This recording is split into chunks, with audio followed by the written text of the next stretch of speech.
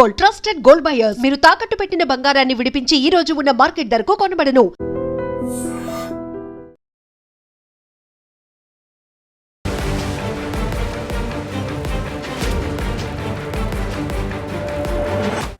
నమస్కారం, welcome to I dream. నేను మీ సంగీత. పెళ్ళైన రోజు ఫస్ట్ నైట్ అనగానే వధూవరులు ఇద్దరు కూడా ఎంతో హ్యాపీగా ఆ మూమెంట్ ఎంజాయ్ చేయాలని చెప్పేసి అనుకుంటారు. అయితే కానీ ఉత్తరప్రదేశ్లోని రాంపూర్ గ్రామంలో ఒక సంఘటన, ఆ వరుడు చేసిన విధానంని ఒక అమ్మాయి వధువు చాలా మానసికంగా బాధకు గురవడంతో పాటు రెండు కుటుంబాల మధ్యలో కూడా ఒక 6 గంటల పాటు ఘర్షణ వాతావరణం నెలకొంది. అసలు ఏం జరిగింది అని అంటే, వరుడు గదిలో ఉండగానే అమ్మాయి లోపలికి వచ్చిన వెంటనే నాకు కళ్ళు తిరుగుతున్నాయి, నాకు కాస్త నీరసంగా ఉంది అని ఆవిడ భర్తకు చెప్పడం జరిగింది. చెప్పడంతో ఇమీడియట్గా అతను బయటికి వెళ్ళి మెడికల్ షాప్ నుంచి వెళ్ళి ప్రెగ్నెన్సీ కిట్ తీసుకొచ్చి ఆవిడ చేతిలో పెట్టి ప్రెగ్నెన్సీ టెస్ట్ చేసుకో, ఎందుకైనా మంచిదే అని చెప్పేసి చెప్పడంతో ఆవిడ చాలా బాధకు గురై ఇమీడియట్గా వాళ్ళ పేరెంట్స్కి కాల్ చేసి జరిగిన విషయం చెప్పింది. చెప్పగానే ఇంకా వాళ్ళు పేరెంట్స్ కూడా వాళ్ళ అత్తమామలకు చెప్పడము, వాళ్ళందరూ రావడము, తర్వాత నెక్స్ట్ అక్కడ మొత్తం కూడా ఎందుకు ఇలా మాట్లాడాడు, వీళ్ళు ఎందుకు ఇలా అనుమానిస్తున్నాడు అని చెప్పేసి ఇంకా వాళ్ళ మాటలు, వాళ్ళ భాష అంతలో వాళ్ళు అంత డిస్కషన్ అయిపోయిన తర్వాత దాదాపు 6 గంటల తర్వాత ఆ అమ్మాయికి సారీ చెప్పడం జరిగింది.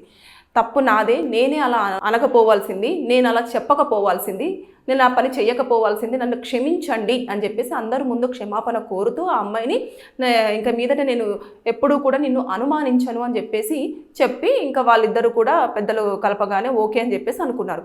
ఆ అమ్మాయి మంచిది కాబట్టి ఆవిడకి ఈగో ఫీలింగ్ లేదు. తర్వాత నెక్స్ట్ సెల్ఫ్ రెస్పెక్ట్ అనేది వాళ్ళ పేరెంట్స్ కోసమో పెద్దల మాటల కోసమో దేనికోసమో కానీ కాస్త పక్కన పెట్టేసి వారి యొక్క మాటకి గౌరవం ఇచ్చి అతనితో లైఫ్ లీడ్ చేస్తానని చెప్పేసి సారీ చెప్పగానే ఒప్పుకోవడం జరిగింది. కొంత అమ్మాయిలు అయితే అసలు క్యారెక్టర్ని అసోసియేషన్ చేసి ఇలా చూపించారు అని అంటే అస్సలు ఛాన్సే లేదు, అక్కడి నుంచి వాళ్ళు వెళ్ళిపోతారు. ఇలాంటి వాటిలలో కూడా అమ్మాయిలకు సెక్షన్స్ ఉంటాయి. అది ఏంటంటే డిఫమేషన్ కేసు, అంటే ఫ్యామిలీ పరువు, అదేవిధంగా క్యారెక్టర్ని తప్పుపట్టడము, గౌరవాన్ని కూడా కించపరిచేలాగా మాట్లాడాడు. కాబట్టి దాని మీద మనకు ఐపీసీ సెక్షన్ 499 అదేవిధంగా 500 కింద డిఫమేషన్ కేసు వేసుకోవడానికి ఛాన్స్ ఉంటుంది. అంతేకాదు మానసికంగా ఆ టైంలో ఎలా ఉంటుంది, అరే ఎన్నో ఆశలతో వస్తే ఇలా కిట్టు తీసుకొచ్చి చేతిలో పెట్టేసి నన్ను ఇంత అవమానిస్తున్నాడు ఏం చెప్పేసి అని ఎంత మానసిక వేదన పడి ఉంటుంది. అందుకోసం అని చెప్పేసి 498A కేసు కూడా ఇందులో అప్లికేబుల్ అయ్యే ఛాన్సెస్ ఉంటుంది. ఇంకా శిక్షలు మీకు అది కనుక ప్రూవ్ అయ్యింది, లేదు అంటే ఆ అమ్మాయి ఖచ్చితంగా పనిషబుల్ చేయాలి అనుకుంటే మాత్రం మీకు తెలిసిందే ఒక 3 to 5 years వరకు జైలు శిక్ష పడే అవకాశాలు ఉంటాయి. ఇదంతా పక్కన పెట్టేస్తే అక్కడ రెస్పెక్ట్ అనేది ఉంది కాబట్టి పేరెంట్స్ మీద పెద్దల మాట మీద కాబట్టి అక్కడ గొడవ అనేది 6 గంటల్లో సద్దుమరిగి ఎవరి వాళ్ళు కూల్ అయ్యారు. కానీ ఇలాంటి సంఘటనలు ఇంత జనరేషన్ ఫాస్ట్గా మూవ్ అవుతున్నా సరే ఇప్పటికీ మన తెలంగాణ ఆంధ్ర రాష్ట్రాలలో కూడా జరుగుతూనే ఉన్నాయి. కొంతమంది అయితే ఆ 4 గోడల మధ్యలో అనుభవిస్తున్న బాధని చెప్పుకోలేక, ఎవరితో చెప్పుకుంటే ఏం జరుగుతుందో తెలియక ఇంకా పిల్లల కోసమో లేకపోతే పెద్దల కోసమో కుటుంబం కోసమో సర్దుకుపోతున్న వాళ్ళు బోలెడు మంది ఉన్నారు. అది ఎప్పుడు తెలుస్తుంది అని అంటే, మా దగ్గరికి వచ్చినప్పుడు కొన్ని సందర్భాలలో వాళ్ళు ఇంకా అబ్బాయిలే వస్తారు, ఇలా ఇబ్బంది పెడుతుంది అలా ఇబ్బంది పెడుతుంది అని. ఆ అమ్మాయిని మేము కౌన్సిలింగ్ చేసినప్పుడు ఆ అమ్మాయి చెప్పే మాటలు వింటుంటే చాలా బాధేస్తుంది. ఉన్నారు, ఇప్పటికీ అలాంటి అమ్మాయిలు ఉన్నారు, సర్దుకుపోయే అమ్మాయిలు బోల్డ్ మంది ఉన్నారు. కానీ అమ్మాయిలు కొంతమందిని చూసేసి మీరేమనుకుంటున్నారంటే లేదు అమ్మాయిలందరూ ఇలాగే ఉంటారు అని. అలా కాదు, అబ్బాయిల తప్పు ఎంత ఉంటుందో అమ్మాయిల తప్పు అంతే ఉంటుంది, అమ్మాయిల తప్పు ఎంత ఉంటుందో అబ్బాయిల తప్పు అంతే ఉంటుంది. అంతేగాని ఒక్కరిదే తప్పు అయితే ఉండదు. కొన్ని సందర్భాలలో వీళ్ళు సర్దుకుపోతూ ఉంటారు, కొన్ని సందర్భాలలో వాళ్ళు సర్దుకుపోతూ ఉంటారు. ఏదేమైనా సరే కానీ ఈ అనుమానించడం అనేది ఒక రోగం, దానికి మందు లేదు. అలాంటి ఒకవేళ అనుమానం ఉన్న వాళ్ళు మాత్రం దయచేసి ఎలాంటి రిలేషన్షిప్లోకి వెళ్ళొద్దు. దాంతోపాటు ముఖ్యంగా పెళ్లి మాత్రం చేసుకొని అమ్మాయి జీవితాన్ని కానీ అబ్బాయి జీవితాన్ని కానీ నాశనం చెయ్యొద్దు. అదొక రోగం అంతే. ఆ రోగానికి పూర్తి స్థాయిలో మీరు మందు తీసుకొని అది మొత్తం క్యూర్ అయిందని అనుకున్నప్పుడే మీరు ఒక రిలేషన్షిప్ని పెట్టుకోండి. లేదంటే ఇంకా అనుమానం ఒక్కసారి మైండ్లో వచ్చింది అని అంటే అది ఇంకా పెరిగి ఇంకా కుటుంబాన్ని మొత్తం ఎట్లా చెల్లా చెదురుగా చేసేస్తాయి. పిల్లలు పుట్టిన తర్వాత పిల్లల గురించి ఆలోచించరు. ఎంతసేపు భర్త ఎక్కడికి వెళ్తున్నాడు, ఎంతసేపు భార్య ఎక్కడికి వెళ్తుంది, ఇదే ధోరణిలో ఉంటారు. ఇలా అవమానిస్తున్నప్పుడు మీరు దయచేసి మీరు కనుక ఏమైనా ఇబ్బందులు పడితే మీరు ఒకసారి సైకియాట్రీ వాళ్ళనన్నా కన్సల్ట్ అవ్వండి. లేదు అంటే కౌన్సిలింగ్ సెంటర్స్ కన్నా వెళ్ళేసి మీరు ప్రశాంతంగా ఉండేలాగా మీరు కౌన్సిలింగ్స్ అన్నీ తీసుకోండి. కొంతమంది దీన్ని భరించలేక ఏం చేస్తారంటే సూసైడ్ చేసుకునే అవకాశాలు కూడా ఉంటాయి. కొంతమంది చేసుకుంటారు కూడా, తట్టుకోలేక నాకు ఈ అవమానం తట్టుకోలేకపోతున్నాను, నన్ను ఇన్ని మాటలు అంటున్నారు అని చెప్పేసి. అంటే ఆవిడకు ఒక ఫస్ట్ నైట్ రోజు ఇలా అడిగాడు కాబట్టి పెద్దలు వచ్చేసి సర్ది చెప్పేశారు. కానీ ఫ్యూచర్లో ఎలా ఉంటుంది అనేది ఒక క్వశ్చన్ మార్కే. మనం ఏం చెప్పలేము. ఆ అబ్బాయి ఇప్పుడే ఇంతగా చేశాడు అని అంటే రేపు ఫ్యూచర్లో ఎలా ఉంటుంది అని చెప్పేసి కూడా మనం అంచనా వేయలేని సిచ్యువేషన్ ఉంటుంది. కాబట్టి ఇలాంటి సంఘటనలు చోటు చేసుకుంటున్నాయి. కాబట్టి ఇందులో కూడా కేసులో అప్లికేబుల్ అయ్యే ఛాన్సెస్ ఉంటుంది.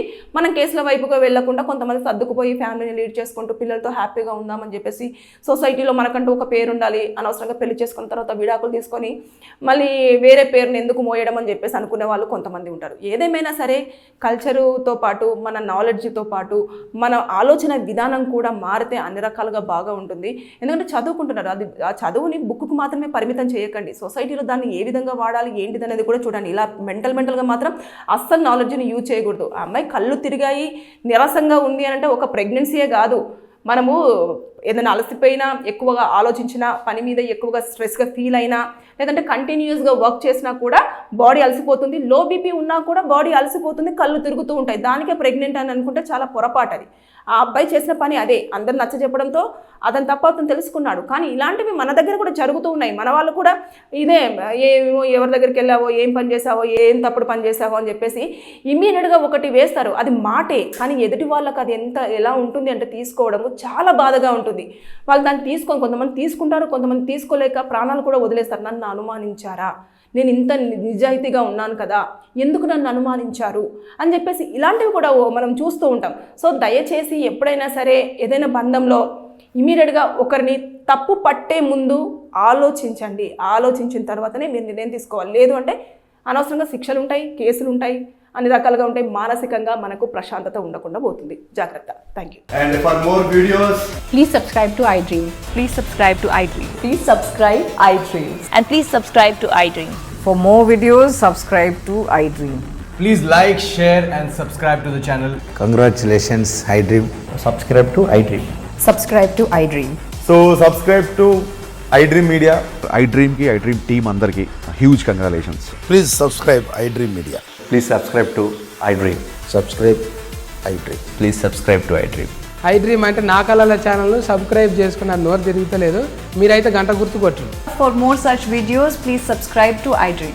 Subscribe to iDream. Please subscribe to iDream. Please subscribe iDream Media. Please do subscribe to iDream. Please subscribe to iDream Media. For best entertainment and information, please subscribe iDream. And don't forget to subscribe to iDream.